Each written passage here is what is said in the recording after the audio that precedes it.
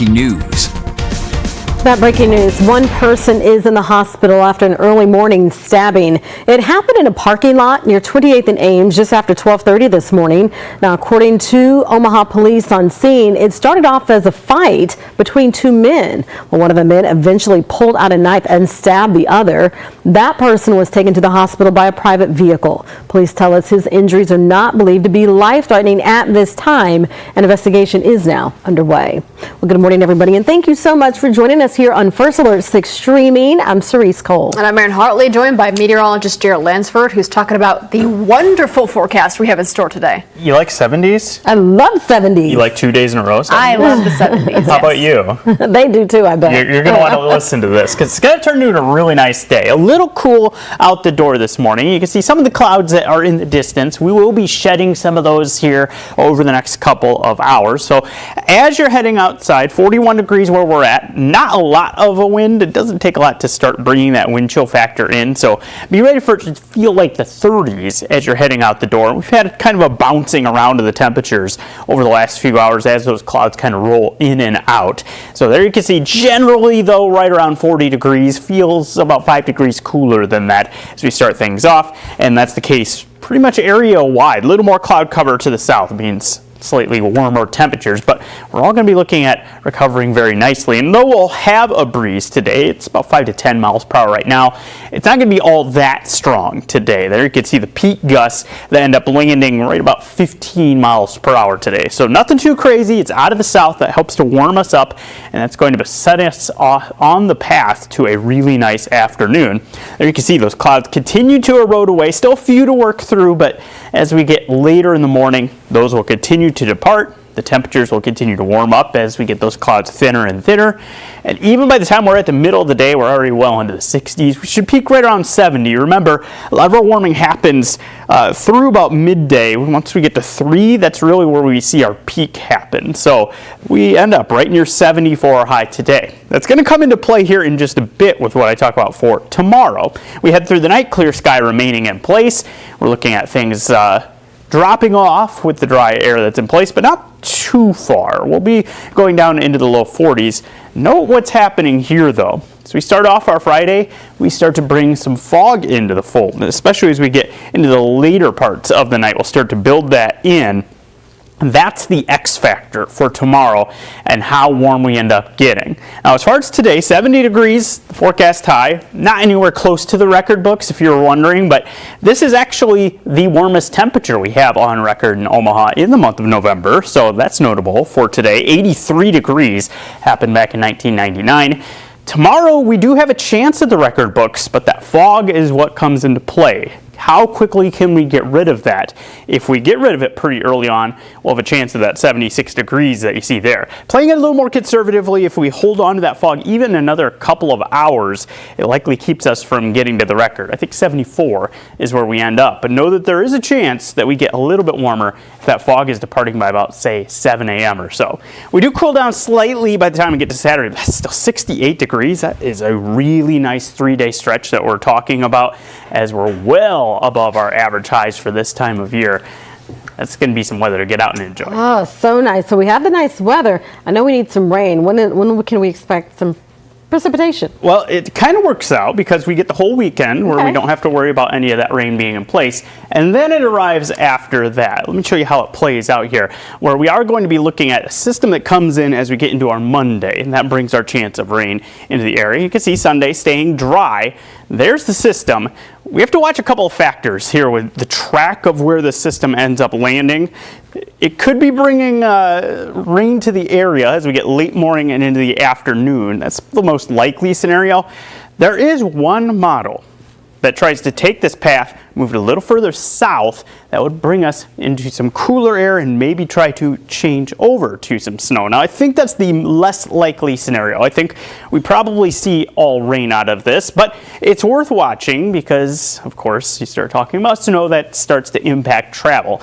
So we'll keep a close eye on this and keep it posted on how things are looking like they unfold. But at this point, looks like mostly rain for what we end up seeing on Monday. It does lead to a cooler day. We'll be in the low 50s and a lot more closer to average as we head through next week. week with several chances for some rain as we're heading through next week as well. So it's going to be turning into a more active pattern, and that does lead to a little bit more of a chance to try to chip away at that deficit we've been accruing. All right, Jarrett, you're doing double duty today, of course. So let's take a look at the roads. Yeah, it's been a pretty quiet start to our morning so far. Hopefully we can hold on to that. We do have a couple of spots where we have to watch for some delays that have been trying to pull in, and that includes on the JFK. Now, this was partially because of a brief fender bender it looked like we had, where it was pulled over on the shoulder here as you were heading on the Gilmore Bridge. That cleared away, and things are doing a little bit better now at this point. So hopefully that's a sign of how the rest of the commute goes on the JFK, just slightly delayed as you're making your way up toward Q. No big problems that are showing up in that area. I, of course, am going to be keeping close tabs on L Street with the head-to-head traffic that's now in place. Remember, this is all part of that project to redo this interchange at 72nd and L. So you've got the entrance and exit ramps being where you're going to be seeing the head-to-head traffic, and that's scheduled through next fall. Starting this evening, you have another big impact as a result of this project, as the 72nd corridor will be fully shut down between M and J. That starts at 7 tonight and lasts scheduled through 6 Tuesday morning, and that's so they could start the demolition of that bridge. So you're going to need to use 84th as your alternate route to avoid this area. Already seeing some delays in the lead up to that interchange as you head northbound as well. So an area where you're going to be looking at a lot of work and probably impacts for quite some time as that project continues. Looking through the rest of the metro, though, it's not a bad start. We'll keep an eye out as we start to shed some of that cloud cover to see if sun glare becomes a factor. It definitely was yesterday on a lot of our eastbound roads, but at least at this point, we're moving along pretty well, and that little minor delay on the JFK is really about the only problem we got. All right, Jarrett, thank you. On this vote, the yeas are 222, the nays are 209. The bill is passed. The motion is adopted. Well, the longest ever government shutdown in U.S. history now over. I'm taking a live look here at the U.S. Capitol this morning, where just hours ago, the House passed legislation to end the shutdown. President Trump then signed the bill into law. The House returned to session yesterday for the first time since September 19th, after the law passed in the Senate earlier this week. Nearly every Republican, along with a handful of Democrats, voted for it. Nebraska Representative Mike Flood highlighting the local impact of the law. He notes it includes $16 million to help build the National Center for Resilient and Regenerative Precision Agriculture in Lincoln. We hope to learn more about what that does, and more than $42 million in funding for Offutt's Survivable Airborne Operations Center program. All right, now over here at the safety desk with Maria Cade. Maria, a new study is finding high blood pressure isn't just an issue for adults. Yeah, it's actually looking into high blood pressure for kids. And the study's finding that that number has nearly doubled over the past 2 decades around the entire world. Nice. Back in 2000, rates of hypertension in boys and girls hovered around 3%. But according to the research, those numbers have risen to about 6% by 2020. Doctors say kids with hypertension are at a greater risk of developing heart disease later on in life. And as we've said many, many times, heart disease is the #1 cause of death here in the U.S. So this is definitely something you want to take serious. Okay, Maria Cade, thank you very much. We're back after this.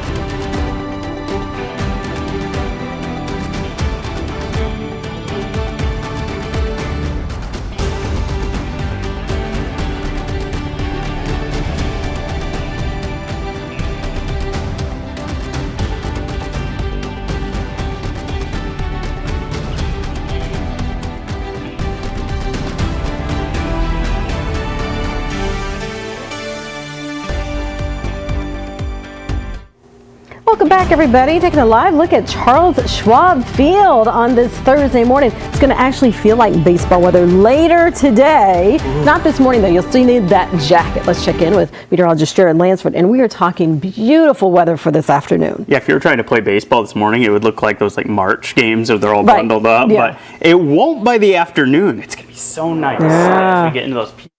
Make your outdoor plans. We're getting sunshine starting to break through the clouds, and you can see that pretty well from our Children's Nebraska camera.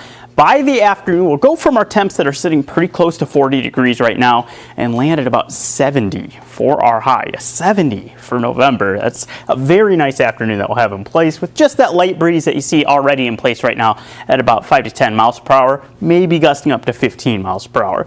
There you can see kind of the variance in those temperatures through the area. We've had cloud cover kind of in and out, and that's resulted in some bouncing around at the temps, but we will all be heading for a very mild afternoon as we continue to get that help from those south winds that are in place. Again, not strong south winds, just enough to be a factor to improve our temps though, and you'll see those back off some as we get beyond sunset. During the day, enough to get us into those temperatures where it feels really nice out there. There's the cloud cover continuing to thin out. Got a lot of clear skies that are out here into southern South Dakota, and we'll be looking at that being where we end up. By the time we end up into the later morning and into the afternoon, you can see how those go away, and we head for a pretty nice day.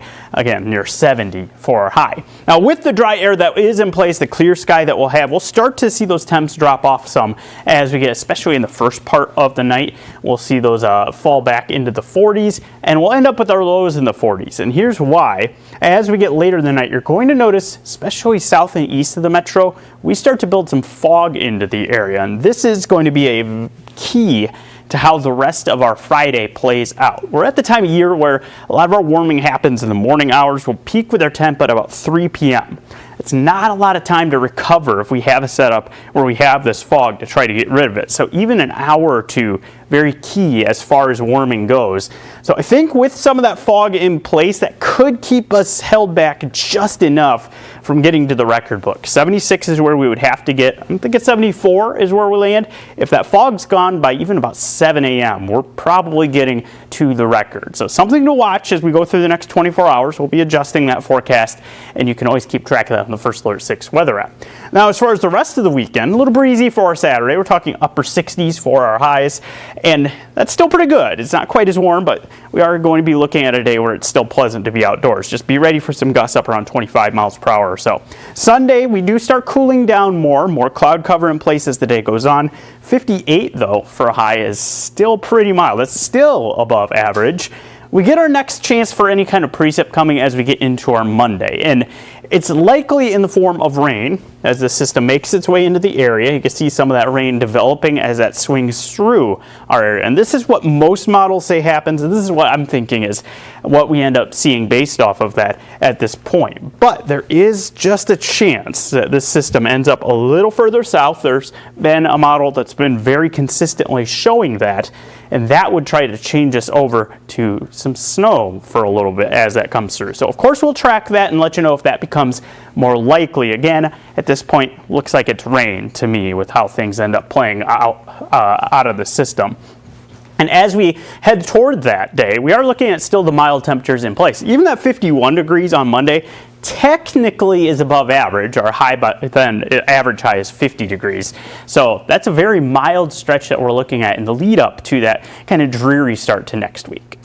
Okay, of course, we're not complaining at all about these lovely temperatures, but if some are wondering when we're kind of going to get back to those more November-like temperatures, when will that be? Yeah, if maybe you're in the holiday shopping space and you're thinking, I kind of want it to be a little bit cooler for that. Well, next week is more fitting for that. And we're going to be pretty close to that 50-degree mark for much of next week with our temperatures. And you'll notice we start getting sporadic days here where we get more and more chances to bring in some rain. And I think that Monday system kind of opens the gates a little bit with more systems moving through. We could actually use some rain. We haven't had a whole lot of that. We're at a quarter or less of what we've normally see over the last 30 days. So it would be a welcome sight. Yes, it would. All right, Jared, thank you. Happening today, 2 of the 6 kids originally charged with killing a Metro man will be sentenced. Marsal Jama was shot as he got home from work last August. Trenton Titsworth Hunt is set to be sentenced in Douglas County District Court at 2 today. Deshaun Titsworth Hunt will be sentenced 45 minutes later. Two other suspects, Talon Wilson and Joseph Keys, will be sentenced later on this year. The case against the fifth suspect is still working through the juvenile justice system. The sixth suspect, an 11-year-old boy, was ruled as incompetent this year. A judge sentenced the man responsible for the death of a Fort Calhoun priest to life behind bars. Kieran Williams was not in the courtroom for the hearing. In December of 2023, Williams stabbed Father Stephen Gutzel to death in his church's rectory. And we spoke with Father Gutzel's sister after the sentencing. She said while the decision brings some relief, Williams' actions are hard to forgive. His death was senseless. Those of us who loved him cannot, even today, fully grasp his absence. He was stolen from his family and his parish family, who are hurting beyond words. In a letter to the court, Williams apologized to Gutzel's family for what he did. On a related note, happening today, the National Safety Council is commemorating a World Day of Remembrance for road traffic victims in Nebraska. This global event serves as a moment to honor lives lost as well as families impacted by roadway crashes. The event takes place at the location listed there on your screen. It starts at 10 o'clock this morning and anyone is welcome to attend. Well, still ahead this morning, one family is providing a unique way to relieve stress while bringing the entire community together. That plus two actresses returning to their beloved roles for a big-time sequel when we come back.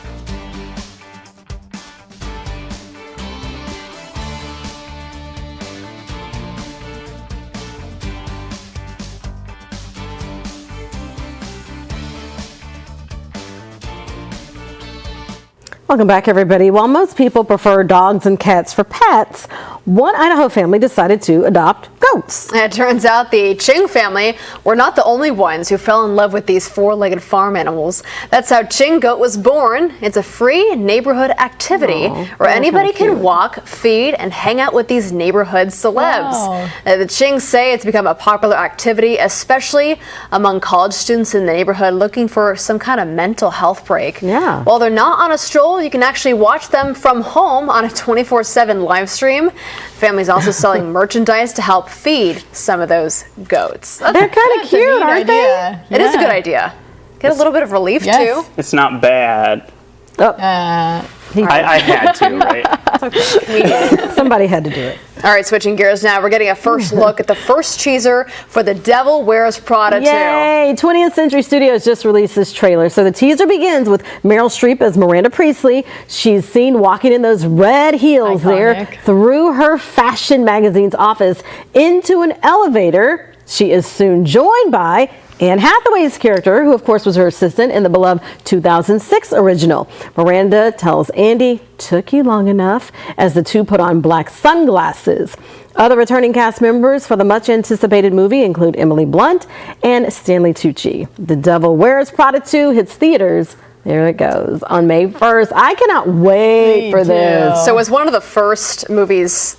It's one of my favorite movies of all time. I'm trying not to watch too much. There's been a lot of, when they were filming, press photos and videos that released, and I'm trying to scroll past it because I don't want to spoil. You can actually spoil it for yourself. Oh yeah, if you watch it too much. That's been happening pretty often with a lot of movies. Like I know, because everyone's out there really big too, filming. Yeah. I'm just glad they're doing a second version of this. So good. Yeah, it's time. There you go. We got to get you caught up on the first one, and you can watch the second one. All right, you won't be disappointed. Thanks so much for joining us. We're going to get ready for our update in the Today Show. You can watch it here on streaming or over the air. Have a great start to your Thursday.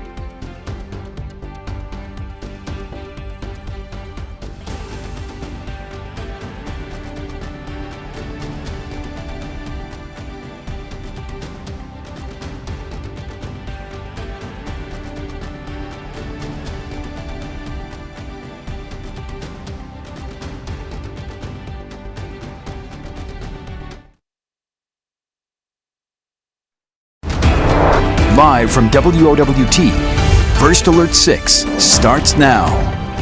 Good Thursday morning, everybody. It is 7:26. I'm Cerise Cole. And I'm Erin Hartley. Let's get an update on the roads this morning with Jarrett Lansford. And first alert to this braking situation that we have. This is I-80 as you're heading eastbound right around the interchange with I-29 just over the river in Council Bluffs. We've had a semi that started on fire in this area, and you are looking at that being an active situation at this time. See where we're talking about some of the delays that are in place. You've got the two right lanes that are blocked as a result of this vehicle that's on fire. You saw the smoke rolling off of it. So you stay left as you head through that stretch and be ready for it to be a little slower as you make your way through here as well. Of course, there's a lot of traffic that makes their way through here, so we'll continue to monitor this situation. Most other spots have been moving along pretty well here in the early going. As we pick things up, we've been trying cover that we had overnight. So sun glare could be a bit of a factor for us. I'll be monitoring that for our eastbound drivers and let you know if that becomes a bigger problem. Right now we're right near 40 degrees for most of our temperatures. Feels like the 30s, so you want to dress warm out the door, but it is going to be the kind of day where we go from these temperatures that are right near 40 degrees and warm pretty quickly as the day goes on. We've got a south breeze in place. Right now that's adding that bit of a chill in place. It won't be too strong today. Gusts are going to peak about 10-15 miles per hour, but it's enough that it helps lift us with that sunshine continuing to break its way through. We'll see our temperatures work their way all the way up to around 70 degrees. That's going to make for a very pleasant afternoon to be outdoors. All right, breaking news. A person is in the hospital after they were stabbed. This happened at a parking lot near 28th and Ames just after 12:30. Police telling us the victim's injuries are not considered to be life-threatening. It is 7:28. We're back with another update for you in about 25 minutes. We'll see you then.